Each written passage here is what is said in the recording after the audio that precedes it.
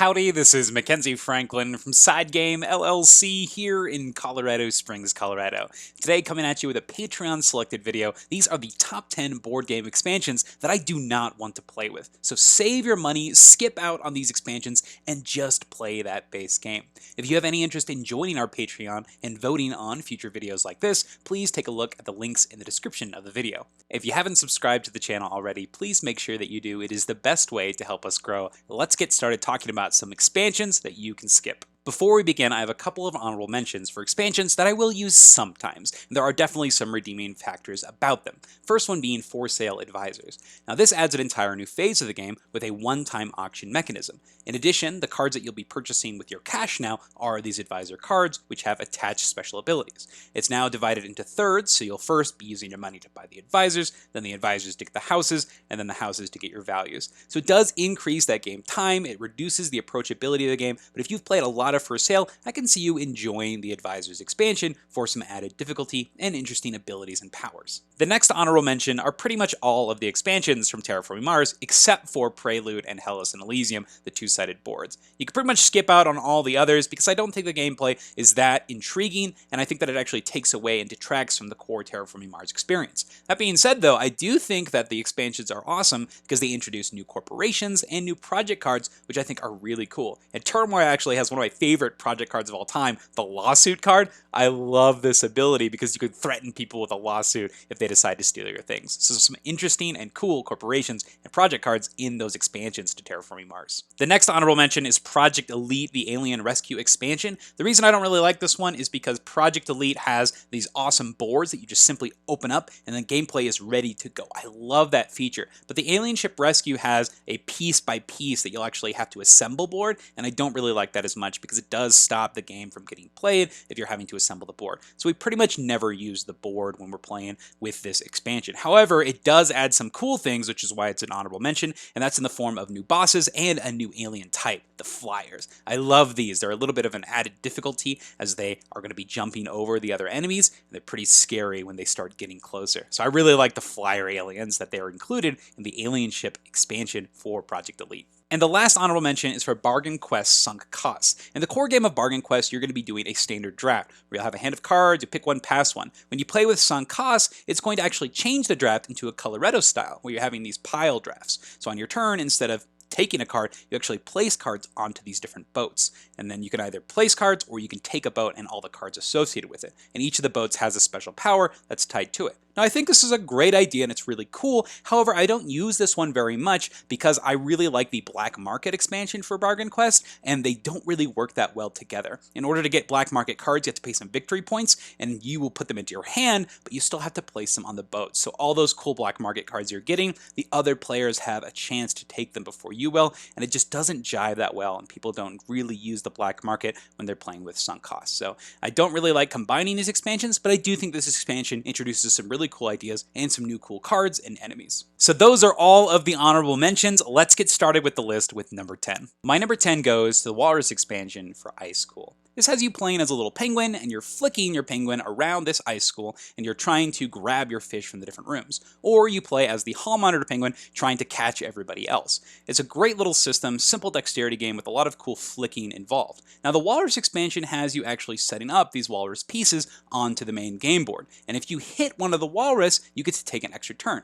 I really like this idea because you're able to get an additional objective. However, in practice, it works terribly. And the reason is because these pieces are just terribly constructed. So when you assemble them, they have this weird structure to where they're not really cut correctly, and so they are going to be falling down constantly. And so even a simple nudge of the table is going to make these walruses fall down. And I think that's pretty unfortunate because it is a cool idea in theory. So it really just adds to a lot of frustration and having to set up everything over and over again and not being sure if or when a walrus actually fell down. So I don't really like this expansion because it adds to all that uncertainty and just fiddliness in general. Now the reason it's so low on here is because you can actually solve this problem, and that's by using standees, these plastic stands, and you could purchase them separately, but you do have to make that additional purchase, and you may not know that going into it. So this is more of a public service announcement. If you do get that Walrus expansion, make sure that you get one of those little bases, and you can take them from other games too. So that's the Walrus expansion for Ice Cool, my number 10. My number 9 goes to the Roll for the Galaxy expansion, Rivalry. Now, this is a pretty hefty price tagged expansion because there's a lot of content inside and a lot of components. It actually comes with 2 major modules, the first one being the Orb game.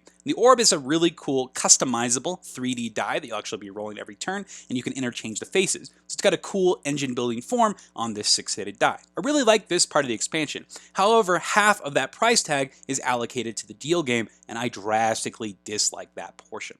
Now, the deal game introduces these new deal dice. At the start of every round, you have to roll them, set them into the center of this deal area, and then if you use one of your money symbols, a new face has been introduced into the game, and you can do a deal. You'll take one die and pair it with another die, and you'll trade those 2 things. So you'll trade one, get the other thing. For example, you could trade 3 credits for a military die, etc. At face value, this seems like a great idea, but there are 2 big things that make it so I never want to play with this one. And the first one being that it is going to actually interrupt the simultaneous play of the game.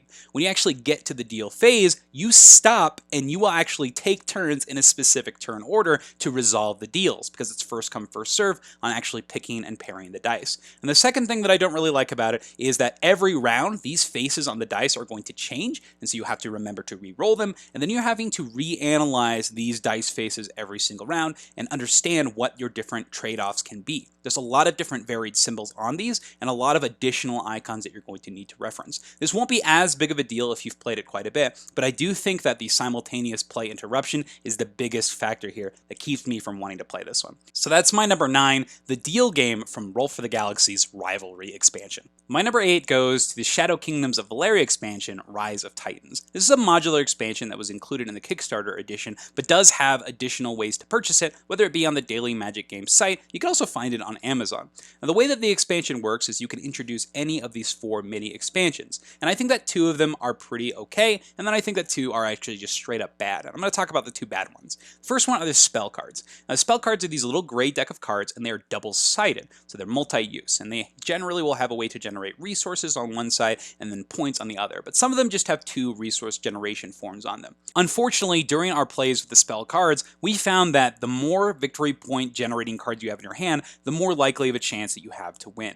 The point yield from those cards are pretty significant, giving you the amount of points that you would get from spending a couple of turns or even one of the endgame scoring cards. We found that to be just way too ridiculous when you start with a hand full of these scoring cards and maybe somebody only gets 1 or 2 or maybe even none. And it's all based on that random luck of the draw at the start of the game. There's no additional way to get these spell cards throughout the game or even trade the ones that you have. The other expansion that I think you should avoid is this additional action space that goes in the center of the table. The way it works is that whenever someone completes a contract, they're going to take one of their dice and place it into the center of this area. And then in a future turn, you can send your worker there, pay money, and take up to 3 dice from that center area. Now, the reason that you should avoid this expansion is because it limits the upgrade options and makes it so you're pretty much going to be choosing the same one all the time. One of my favorite things about Shadow Kingdoms of Valeria is you have this big board, and every time that you finish a contract, you're going to be moving one of your upgrades from your board onto this mission track. And every time you do that, you get a special ability. The upgrade that you'll be choosing is the Wild upgrade. And the way it works is, for example, you're the goblins, you're the color green. That means that all of your green dice are wilds and can be used for any contract. And this leads into this action space because when you complete contracts with green dice, they are going to get saved, one of them into that center area. This means that you can keep on reusing and spamming those same colored dice, and they're going to continue to populate the board. And this can be pretty frustrating for the players at the table because it's reducing that cool aspect that I enjoyed in the game. Yes, there's going to be some counterplay to this with other players potentially taking the dice of your choice, but it's generally going to be just the stronger play in order for you to cater towards this because that effect of being able to recur your dice is printed on the board and it's something that you can exploit. That's my number 8, the Rise of Titans expansion, specifically the spell cards and that center action space. My number 7 goes to Vindication and pretty much all of its expansions. There are 2 that I really like, and I want to make sure that I include them here. And the first one has to do with this special tile that gives you a new place where you can actually dismiss your companions and not lose points. I think that's a great way to recruit your victory points back, and you still have to go out of your way, and you're losing access to those resources. I do like that. I think that makes a lot of sense. And I also really like the solo challenges in this game. It's a really interesting way to play a solo version of Vindication. So I do like those. However, pretty much every other expansion for Vindication is not one that I want to use. There are three main things that I dislike about the Vindication expansions. The first one is that some of them are just really slow. Whenever you see something show up, one of the new tiles or one of the abilities, you're probably just going to ignore it because it's not as efficient in scoring points or resources as other things. That's kind of unfortunate. We're like, ooh, this is a cool expansion thing, but it's just not very good, so why am I going to waste my time doing this when I have an artifact that I can claim over there, or I can get a big amount of endgame points by going to fight a monster, or that face-up companion over there is just a better value in doing the exact same thing. So unfortunately, it's pretty easy to ignore some of the expansion content. Another thing I dislike is the fact that it increases the length of each player's turn, but it's actually going to decrease the overall time that you are actively playing.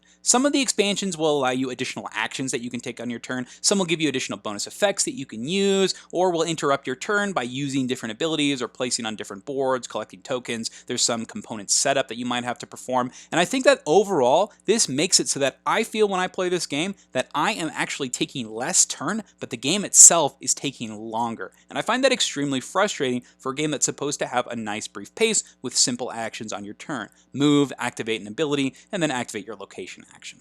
My last gripe with the expansion is the exploitability and the swinginess of a lot of the interactions with them and some of the companions and relic cards that exist in the game. Now this does exist already in the core game. Some of the cards are definitely just stronger than others. You'll see one and be like, whoa, this card gives me insane value, insane point generation. With this card, I'm going to win this whole game, and I started with it. Heck yes. But then if you play with the expansions, this just exacerbates this problem. There are some connections and combos that you can use based on these new present abilities and new tiles, and the fact that they are exploitable and just there for you to use in conjunction with a random draw can feel pretty bad when you're watching somebody else go off and you're having to crawl your way to some victory points. Or vice versa, it can feel pretty bad sometimes when you're the person taking a whole bunch of bonus actions and extra turns and everybody else is pretty frustrated at you because you're like, oh, well, I just happen to start with these awesome things and the expansion stuff we're playing is making it just that much stronger. So those are my thoughts on the current Vindication expansions. I do hope that the new ones alleviate these issues. That's my number 7, pretty much all of the Vindication expansions. My number 6 goes to Gloomhaven Forgotten Circles. This is an expansion that you'll be implementing into your core game after you've completed the main campaign of the story. I've actually finished the campaign to Gloomhaven twice, and so I've introduced this one twice, and both times I've been pretty let down. Now the core reason for this is because when you introduce the expansion, you are going to be able to use the Diviner character. But it's not necessarily be able to use, you must use the Diviner character. One of my favorite things about the game is the fact that you're constantly going for a retirement goal. You're going to be able to try to level up your character and complete this objective so you can unlock something new in the game. You can start a new character, you can learn a new character. When you play with this expansion, you are forced to use the Diviner, and personally, I just think the Diviner is not that interesting. I'm not going to go into any spoilers here, but because you have to use that Diviner character, Gloomhaven Forgotten Circles is number 6 for me. My number 5 is the Harry Potter Hogwarts Battle expansion, Charms and Potions. This is another big box expansion for the game that's going to lead you from mission to mission, unlocking additional content throughout. But my biggest gripe has to be with the potions portion of the expansion. The potions adds these new components, ingredients that you'll be collecting at the end of each of your turns. There's a checklist that says, have you done this criteria? And if you have, you're going to gain one of the potions ingredients in that area. You can use the potions for a variety of things. You can use them to buy actual potions. So you spend the requirements, there'll be these little symbols on the bottom, and you'll add a new card to your deck. Or you can use it immediately to trigger some ability. You can also use them to fight off against some of the different enemy cards. For example, this Dark Arts card here, the Babbling Beverage, you'll need to be able to cure it by spending a required amount of ingredients. Now, the biggest issue that I have with this is the fiddliness of the system and the time that it takes to set up. It has a lot of maintenance that you're going to need to be doing at the end of every turn. As I mentioned before, it's a checklist, so every single end of every turn, you have to go through the line and make sure that you've done these things, gather the components, and then you can use them on those different items. And honestly, the different potions that you can spend them on are not that interesting or exciting. I do like the ability that you can use them instantly, and there are some cool effects there, but other than that, I don't ever find myself actually using the ingredients to buy cool cards that I'm excited for. It's just kind of happening at the end of every turn. That's just not very exciting to me. In addition, I think that it's extremely fiddly. You have these tokens that you're going to need to shuffle up and populate. You slide everything down that's on the board. And it's just a process that increases the length of the game drastically and increases the downtime between each player's turn. This is a deck building game with a lot of different sequences that you're going to need to play, and I think that adding this additional complexity and this additional nuisance is going to bog down that experience and not be something that I'm excited for. After finishing all the missions for charms and potions, I don't ever see myself playing with this expansion again because of its fiddliness, its increase of downtime, and just the uninteresting choices that results from all of these. So that's my number 5, the Potions and Charms expansions for Harry Potter Hogwarts Battle. My number 4 goes to Anachrony, and this expansion is actually found in the now classic expansion pack. It used to be included in the miniatures pack, but it's now been changed so they can bundle the miniatures and the expansions separately. And the expansion I want to talk about specifically is called the Doomsday module. Now the way that this works is in Anachrony, you are going to have some condition that you are working towards. You have some form of criteria, maybe get a bunch of a specific type of resource, build a certain type of building, and then when the world ends, you need to evacuate and you'll score points based on how well you did that thing. I really like that you get this objective at the beginning of the game, and then it's up to you to do your best to manage that while also building your engine and fighting for these really tense spaces that are in this public board. I really enjoy this whole system. However, the Doomsday module changes this drastically by giving players the ability to actually stop Doomsday from happening. You can now completely change the endgame conditions, and that's going to be found out during the game. This sounds like a cool idea in theory, but it has a couple of issues when it comes to gameplay. The first one has to do with the lopsided nature of this expansion. 2 of the factions in the core game are going to be trying to make sure that the world ends, and then 2 of these factions are trying to make sure that the world safe. They're trying to stop that crisis. And if you're playing with a 3-player game, unfortunately, this expansion is going to be lopsided. There's going to be 2 people that are focusing on trying to ensure one of those conditions, and that could be very frustrating when you see that you're just not going to be able to even try to compete to make sure that the Doomsday module happens or does not happen. So that can be pretty frustrating because it's inherently lopsided based on the factions you're playing with. The other issue I have with the expansion is the juggling of the different win conditions. In the core game, you know what your main objective is, and you're going to do the best you can. With this one, you're not so sure. If Doomsday happens or not, it may change your win condition, which means you have a choice. You either are going to go heavy into the one that you think you're going to be able to do, or you're going to switch to the one that may happen if Doomsday occurs. So that's a choice that you have to make. Or you can juggle both of them and score a mediocre amount of points depending on which one actually resolves. And then if you decide to focus on one of those win conditions, you have to make sure that the Doomsday module makes it so that is so. So you are now spending more resources focusing on Doomsday module to ensure that your other win condition is actually valid, but because you're not focusing on your win condition, you're now not going to score as many points from it. It's a very weird choice that you have to make when you enter with this expansion, and I think that it's just not very satisfying because you're always having to give up something to ensure that something else is happening in a not very satisfying way. There's a lot of games that toe this line very well, and I think that unfortunately the Doomsday module is not one of them. There are a lot of very cool expansions in Anachrony, and I think that the other expansions that comes with this, the Pioneers of New Earth, might be my favorite expansion for it in general, adding exploration and additional new abilities and engine building that you can create. But the Doomsday module is not one that I can recommend at all. It's my number 4, the Anachrony Doomsday module found in the classic expansion pack. My number 3 goes to the Dinosaur World expansion, the Water Pack. This introduces water dinos to the game, and each player is going to get a pen that's going to hold all of these water dinos. Now, at the start of the game, it's going to give you some form of endgame scoring, and I really enjoy this because it gives you something to influence the rest of your decisions throughout the game. I really like expansions like this, and it's one thing that I really enjoy about our last game, Anachrony. Now, unfortunately, it also comes with algae. And that is my least favorite part about this expansion because it's just not mechanically interesting. It's not thematically interesting either. The way it works is every time you build a dino and at the start of each turn, you're going to be rolling this algae die and putting algae in your pens. And then at the end of every single round, when you do your Jeeple tour, you lose excitement for each algae in your tank. This makes it so it's less enticing. No one wants to go visit a dirty tank. So what do you have to do to clean it? Spend your workers. And you know what I don't want to be doing in this game? Spending my workers on cleaning up after my dinos. Can you imagine if in the future they made an expansion where you clean up the feces in normal pens? It's pretty gross to think about, and that's what it's doing here. It's taking my attention away from the cool aspect of the game, spending my workers on new things to add to my park, new dinos, etc. You do get a little bit of a kickback. You can spend 2 of these tokens to become a wild DNA of your choice, but it's just not interesting at all. And mechanically, it's pretty fiddly and annoying to deal with, and you pretty much have to do it to even benefit from creating these water dinos. So unfortunately, not something that I enjoy at all, and I think it's thematically uninteresting and also mechanically uninteresting. That's my number 3, the water pack for Dinosaur World. My number 2 goes to the Fireball Island Curse of Volcar expansion, The Last Adventurer. Now this expansion does add some things I really enjoy. It adds this awesome, large, squishy boulder that you'll fire from cave entrances and new action cards that associate with that, and it adds a 5th player, which is great for one of these chaotic, hectic games like Fireball Island, where you're launching stuff, more people to knock down. Awesome. But the thing that I hate about this expansion has to do with what's on the art, and that is the snakes. Now the snakes introduce new tiny little marbles that are going to go on these small little divots on the main game board. They're extremely tiny, extremely hard to set up because there's a whole bunch of them, and they are so easy to knock over, and they get knocked over pretty much all the time. Very similar to the Walrus expansion we talked about for ice school. If you bump the table, some of those snakes are going to fall, so you have to be super careful when playing the game now. The other thing that I really dislike about these snakes is if you actually get hit by one, if there's one touching you, you become poisoned. And that means that instead of playing a card on your turn, you reveal the top card of the deck and you use that to take your turn.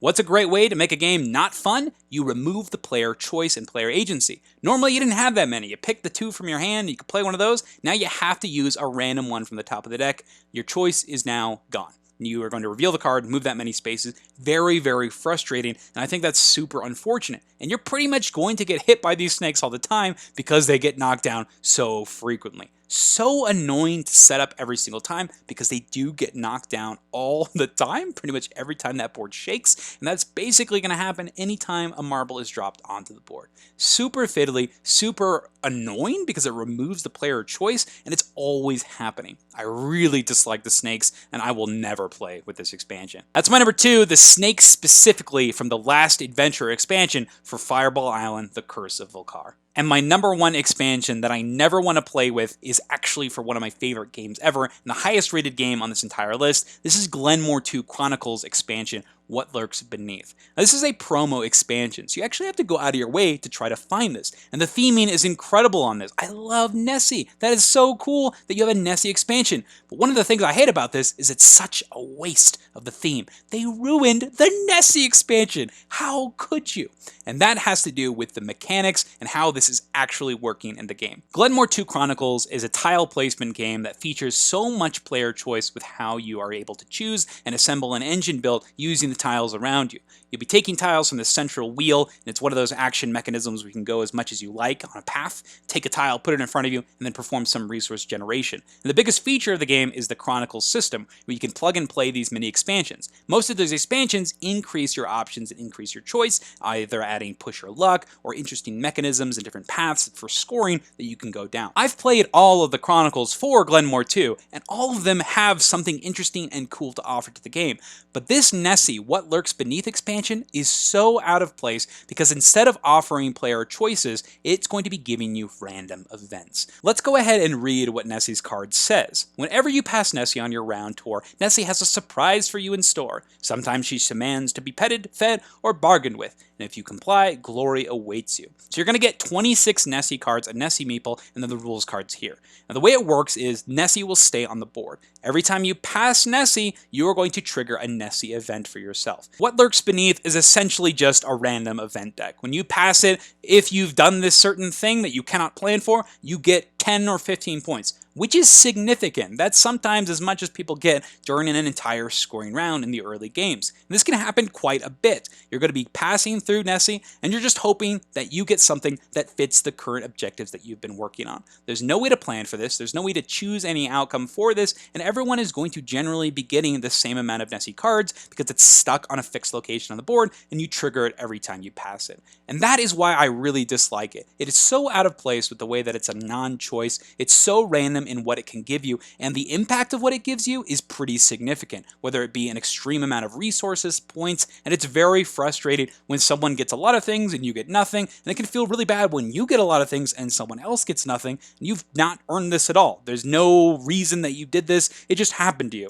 Enjoy. If you like things like this super randomness in your games, go for it. But I think this is so out of place for such an incredibly well-designed game. Glenmore 2 Chronicles What Lurks Beneath expansion is one that I am never going to play with. I am going to think about, though, where I can use the cool Loch Ness Monster meeple that comes with this expansion and how I can implement it in other ways in the game. So that's my number one, the Glenmore 2 Chronicles expansion, What Lurks Beneath. And that's the list. Those are my top 10 board game expansions that I don't want to play with. And I'm going to give a quick shout out to all my Patreons. Got Jamie Wiley, ATSOG, and Mom Gamer. Thank you so much for your continuous support, and I really appreciate you sticking with me on Patreon. And once again, if you'd like to join our Patreon and vote on future videos like this, take a look in the links in the description below. What are your board game expansions that you never want to play with? I know there are a lot out there, and people stay away from expansions because of the experiences they've had like this. I'd love to hear your takes on this, and if you agree with any of the picks that I've made for the list myself.